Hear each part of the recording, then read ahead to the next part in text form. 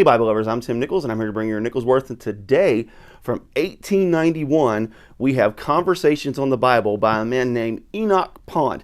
Now I have looked online for a copy of this book like in PDF format. I can find nothing. I can't find anything out on really who Enoch Pond is other than he was a theologian, he was a pastor, and eventually became a college professor, and he lived to be almost like 90 years old. So in that time, that's a good long life. But he was a very, very wise and educated man. So anyway, let's take a look at the structure and then we'll kind of tell you what's going on here.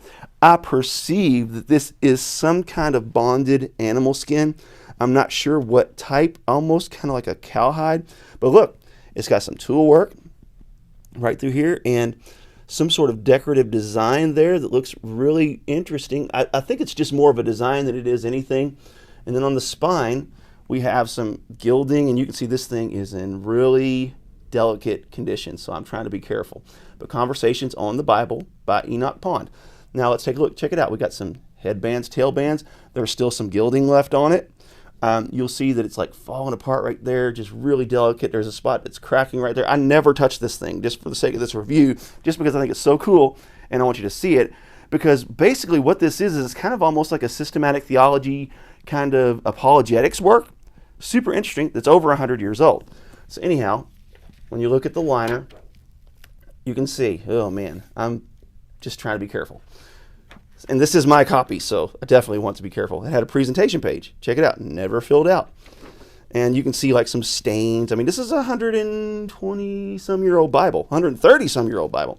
Now, I found this interesting as well.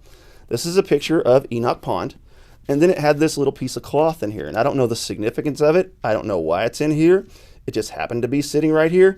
And then you will also notice this like mesh paper that they put over, and that is because back in the day these were stamped on and they were prone to bleed through on the other page, so they put this here to kind of avoid that. So anyhow, it tells you what it is. Conversations on the Bible, Statements Harmonized and Mysteries Explained by Enoch Pond. And then he writes kind of a little preface here, and the preface basically tells us that this is a work of his old age. He wrote this just to keep his mind firing. He also noted this is not written for children. This is written for a conversation between a father and his adult son who is in college, who has kind of got off into liberal thinking and starting to question the scholarship of the Bible. So it's really super interesting. In the table of contents, it gives you some of the questions that it answers. Do we need a Bible? What belongs to the Bible? For example, does the Apocrypha belong in there? He gives some examples of that. How was it canonized? How did we get the scripture? By whom and when were the books of the Bible written? So can it be trustworthy? Is the Bible true?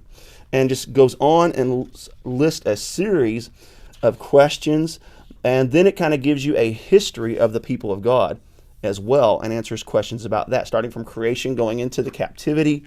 It's just really fascinating that something like this exists. I mean, look, this thing is meaty. Third book, from the coming of Christ to the end of the conversation. So now we're getting into the end times and into the New Testament. And then what happens is the son will ask a question. And then the father will say, hey, I'm happy to answer this question. And then he goes into this work of scholarship and really talks about the different aspects of answering that question from a scholarly point of view. And as you get deeper and deeper into the book, I'm not going to do this because it makes me nervous. So we're just going to go this way.